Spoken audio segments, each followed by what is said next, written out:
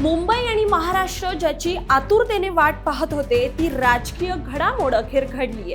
आज उद्धव आणि राज ठाकरेंनी मुंबई महानगरपालिकेसाठी आपली अधिकृत युती ही जाहीर केली आहे। मात्र दोन बंधूंच्या सेना मनसेच्या युतीवर नवनीत राणा यांनी जोरदार टीका केली आहे। टीका करताना त्यांनी म्हटलंय की दोन भाऊ एकत्र येणे चांगले असले तरी ही युती केवळ राजकीय स्वार्थासाठी आहे। ज्या पक्षाकडे कधी काळी मुख्यमंत्री बनण्याची ताकद होती तो आज नगर परिषद आणि नगर पंचायतीत शेवटच्या क्रमांकावर पोहोचला आहे। राज ठाकरे यांच्या भूमिकेवर प्रश्न उपस्थित करत त्यांनी भोंगे, मशिदी आणि हनुमान चालीसा आंदोलनाचा उल्लेख करत विचारले की हे मुद्दे आता कुठे गेले। आगामी काळात उद्धव ठाकरे आणि त्यांच्या सहकाऱ्यांची राजकीय दुकानदारी बंद होईल आणि महानगरपालिकेत फक्त भाजपचा आणि भगव्याचाच झेंडा फडकेल असा दावा नवनीत राणा यांनी केलाय।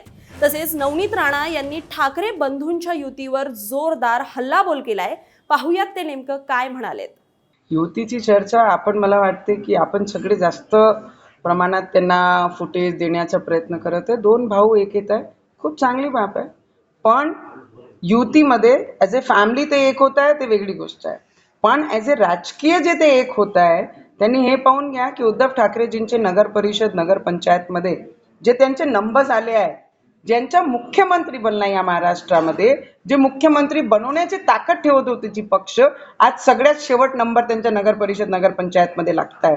तर मला वाटते उद्धव ठाकरे साहेबांना, जनाब उद्धव ठाकरे साहेबांना एवढीच माझा प्रश्न राहील आणि राज ठाकरे साहेबांना की राज ठाकरे साहेबांची भावासोबत भेटीचे पहिले त्यांच्या नारा कशा राहायचं स्टेजवर, मेरे हिंदू भाई बहन, आणि उद्धव ठाकरे सोबत भेटल्यानंतर आमचे सगळे महाराष्ट्राचे मतदान, हा दोन्ही गोष्टींमध्ये खूप अंतर आहे। राज ठाकरे साहेबांना हे विचारावं लागेल, कारण उद्धव ठाकरेजी चद्दर चढवणारे आहे आणि यांना मतदान करणारे चद्दर चढून घेणारे लोक आहे।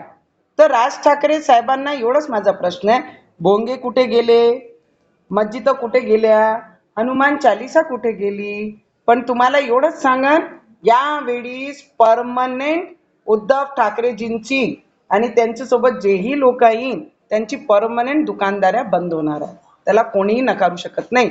आणि तिथे झेंडा फक्त महायुती आणि भारतीय जनता पार्टी कमळचाच लागणार आहे।